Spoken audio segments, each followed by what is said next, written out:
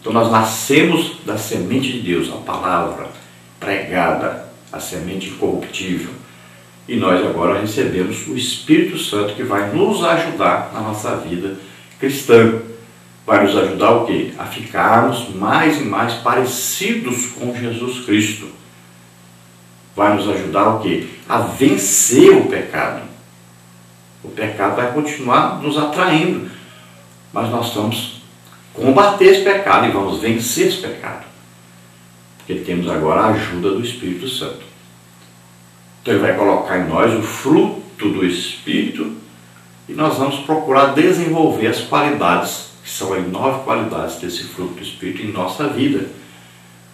E nós vamos, cada dia mais, tendo comunhão com o Espírito Santo. Vamos lutando agora para adquirirmos essas qualidades e, ao mesmo tempo, lutando contra o pecado que vem para tentar nos afastar de Deus.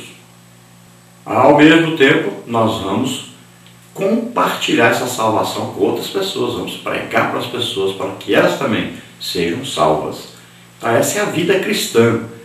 É uma vida de luta contra o pecado, é uma luta de consagração a Deus, é uma luta de pregação do Evangelho.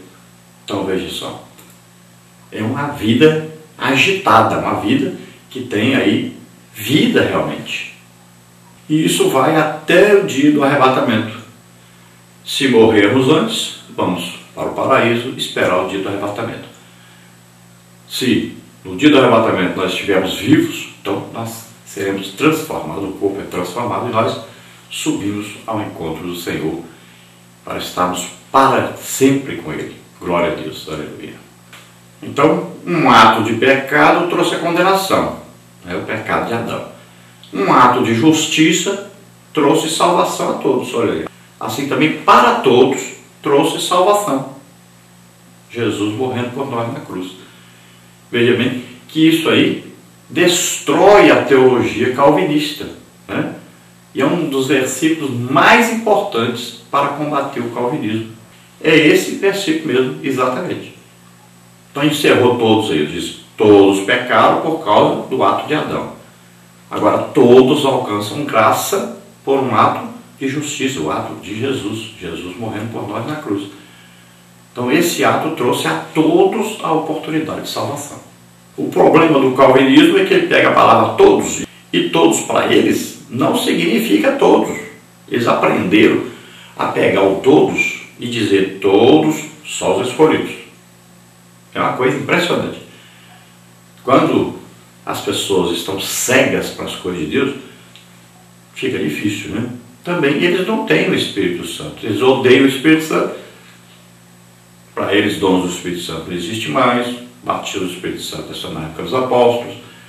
Eles expulsam as pessoas que são batizadas do Espírito Santo, expulsam as pessoas que têm dons do Espírito Santo. Então, para eles, o Espírito Santo passou a ser uma coisa que operava no passado. Eles falam até é bonito eles falar sobre o Espírito Santo, apenas como parte da Trindade. Mas não querem saber da operação do Espírito Santo em suas igrejas. Não querem essa presença poderosa ali, de jeito nenhum. Então, o Espírito Santo se afasta. Aí não existe revelação. Por isso que eles entendem as coisas tudo trocado, as coisas tudo errado.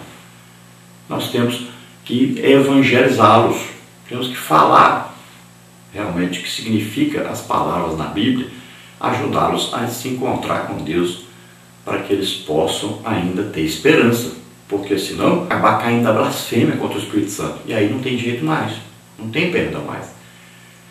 E eles fazem muito isso, começam a falar mal das operações, das manifestações do Espírito Santo, começam a fazer brincadeira com isso. E isso é terrível, leva a blasfêmia, e a blasfêmia não tem perdão. Verdade prática. A nossa salvação é fruto único e exclusivo da graça de Deus. Então é isso mesmo. A graça de Deus é Jesus morrendo por nós. Então isso aí veio de onde? Veio de Deus. Não existe aí participação humana, não existe mérito humano.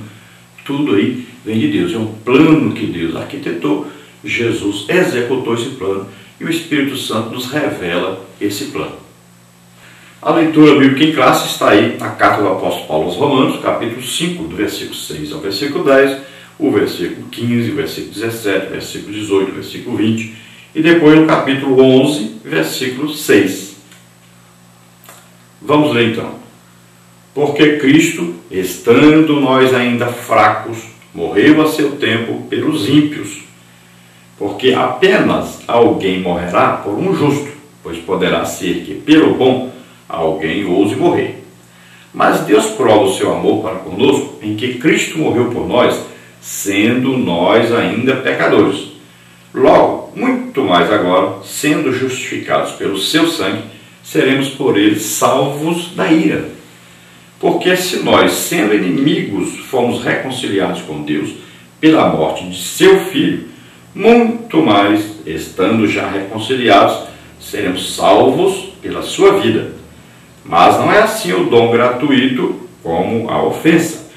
Porque se pela ofensa de um morreram muitos, muito mais a graça de Deus e o dom pela graça, que é de um só homem, Jesus Cristo, abundou sobre muitos.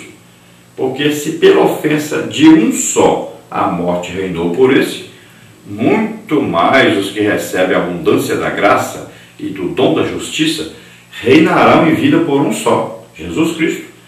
Pois assim como por uma só ofensa veio o juízo sobre todos os homens para condenação, assim também por um só ato de justiça veio a graça sobre todos os homens para justificação de vida.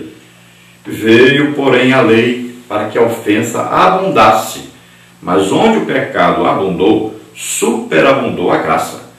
Mas se é por graça, já não é pelas obras. De outra maneira, a graça já não é graça. Então, o que nós temos que entender basicamente nessa lição é que a lei foi dada, mas a lei não falou de salvação. A lei falou de perfeição do homem. Como o homem não consegue ser perfeito, a própria lei dizia, se quebrar um só dos mandamentos, a pessoa já está condenada. Então, ninguém poderia ser salvo pela lei, porque a lei mostrava, revelava o pecado. A lei é uma luz que entra onde está tudo escuro. Então, ela vai e revela o que tem lá dentro. Então, a lei revelou que o homem é pecador e não consegue cumprir a lei. Então, a lei que é santa, é boa, é justa, né? Ela é de Deus, a lei veio de Deus, ela é boa. Ao invés de ela salvar o homem, o que ela fez? Ela mostrou o pecado do homem. E ao mostrar o pecado do homem viu que estava perdido, que estava condenado. Não tinha solução para ele. Então veio agora o quê? A graça de Deus. Jesus morrendo em nosso lugar, levando sobre ele o nosso pecado. E veja só que aí entra a questão da aliança. Deus fez uma aliança com o povo lá no Antigo Testamento. Quem quebrasse a aliança, nessa aliança constavam as leis. Quem quebrasse a aliança, quem desobedecesse à lei, estava sujeito o quê? Às maldições, como está em Deuteronômio 28. É uma aliança de sangue. Então existe coisa boa, existe para quem cumprir, mas existe maldição, coisa ruim para quem não cumprir. Então Deus pegou a todos os homens e viu, todos desobedeceram, todos transgrediram, mesmo aqueles que não tinham a lei escrita, mas tinham a lei em seus corações. Sabia que quando errava, veio o remorso, né? A pessoa sabe que pecou. Então Deus encerrou a todos debaixo do pecado. Para quê? Para condenar todos, mandar o lago de fogo? Todos? Não, para usar de misericórdia com todos. Então Deus encerrou todos debaixo do pecado? Todos estão condenados? Deus envia Jesus, ele pega o pecado de todos sobre ele, doenças, maldições, enfermidade, tudo que não prestava sobre ele, morre no lugar desse homem. Então essa é a graça de Deus. Ele morre e ressuscita. Então, o que acontece agora? Deus diz, aqui está a graça, aqui está a misericórdia, aqui está o meu amor. Eu encerrei todos debaixo do pecado, todos estão condenados? Pois aqui está a oferta de salvação para todos. Está a solução do pecado aqui. Então, você crê nisso e você será salvo. Olha aí. Então, isso aí é a graça de Deus oferecida a todos. Ninguém precisa ficar na condenação. Ninguém precisa ir para o lago de fogo e enxofre. Basta acreditar na graça. O que é a graça? Jesus morrendo em nosso lugar. Aí o que acontece? Se a pessoa crê nisso aqui, ele vai ver que está em pecado, se arrepende, aceita Jesus como Senhor e Salvador. Pronto, está salvo, está perdoado todos os pecados. Ele sai da situação de condenação para uma situação de salvação, de vida eterna, com Deus. Então isso que Deus fez é um favor imerecido, nós não merecemos. Então Ele nos dá Jesus, e a própria palavra diz o quê? Que Deus prova o seu amor para conosco em que Cristo Jesus morreu por nós, sendo nós ainda pecadores. Então nós estávamos na situação de pecado. E Ele nos amou antes mesmo de nós termos nascido. Ele já viu que nós nasceríamos aqui na terra, que pecaríamos. Mesmo assim nos amou. Mesmo assim Ele arquitetou o plano de salvação. E executou esse plano através de Jesus Cristo. Então olha só, isso é amor.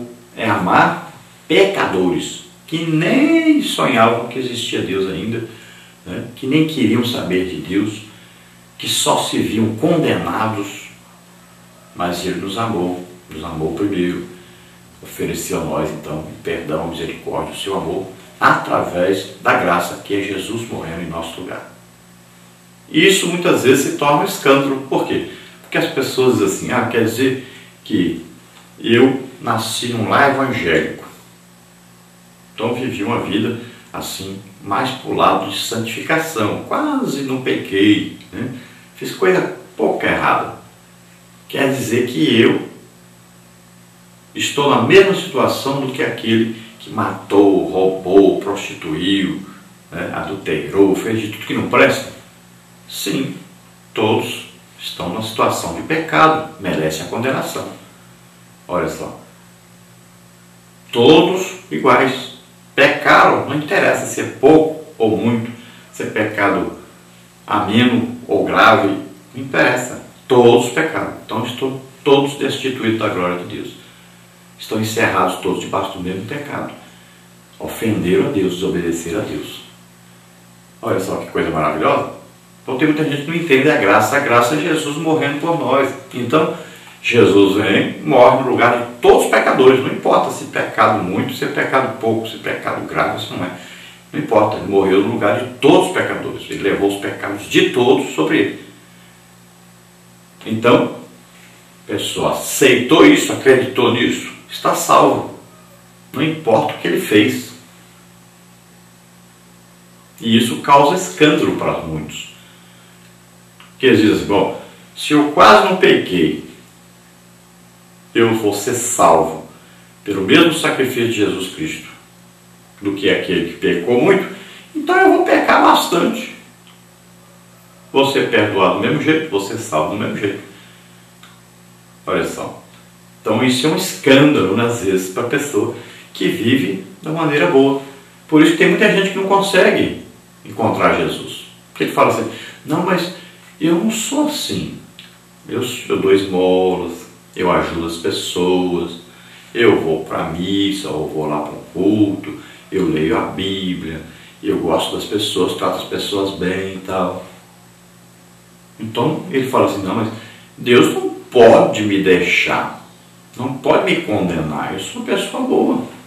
Eu não sou um ladrão, um assassino, uma coisa assim, beberrão, viciado em drogas, nada disso, não sou isso. Então muita gente deixa de ser salvo por causa disso. Porque ele acha que vai ser salvo por causa da sua bondade própria, dos seus atos de justiça, né? Então a Bíblia diz, olha, seus atos de justiça para Deus são como trapos de imundícia. Porque um pecadinho é a mesma condenação, você estará, que outra pessoa que pecou muito. Então veja só, que coisa tremenda. Causa o quê? Um escândalo na pessoa. Não é possível, quer dizer que eu vou ser condenado só porque eu fiz alguma coisinha pouca aqui? Vai.